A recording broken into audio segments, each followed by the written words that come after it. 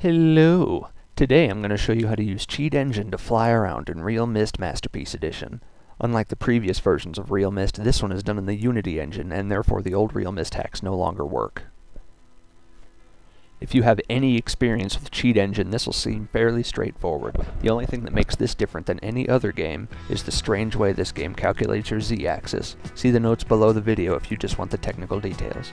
For everyone else, the first thing you want to do is download and install the free program Cheat Engine. I'm using version 6.3, but I'm pretty sure any version will work. Load it up and put RealMyst Masterpiece Edition in a window so you can easily switch back and forth. I'm using bare minimum graphics settings here, but you can go with any settings you like. Note that this will work just fine on any version of the RealMyst Masterpiece Edition, including the Steam version, which is what I'm using here.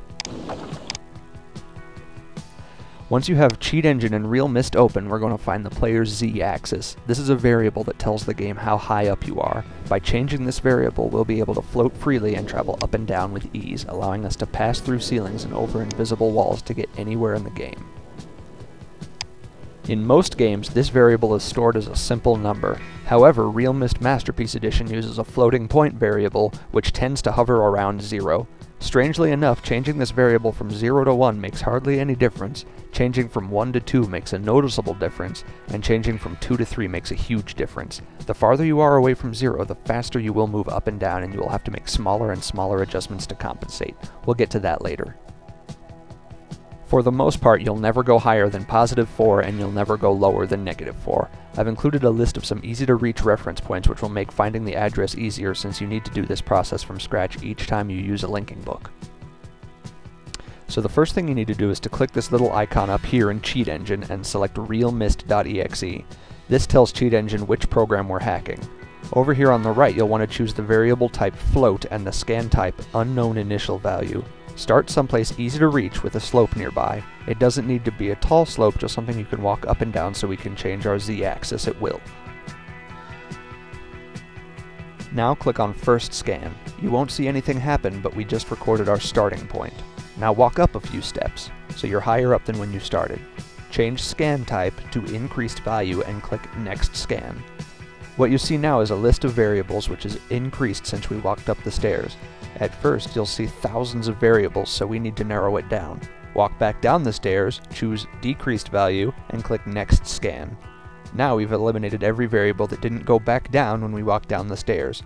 You can repeat this process as many times as you like. Each time you do it, the number of possible variables is lowered, which you can see here by the word Found. You'll need to repeat this process many times, but it's pretty quick and easy to do.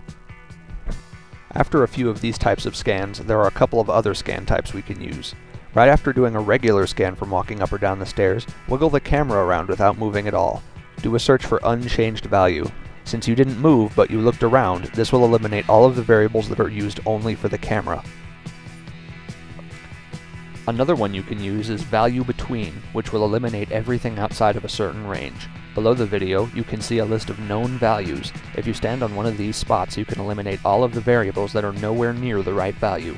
For example, standing on the dock on Myst Island will give you a z-axis of about -2.36.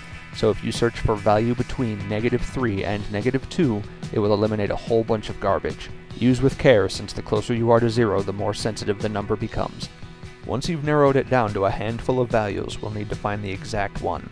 Walk around for a little bit and keep an eye on your list. Disregard anything that fluctuates wildly or hits exact numbers like 0 and 1.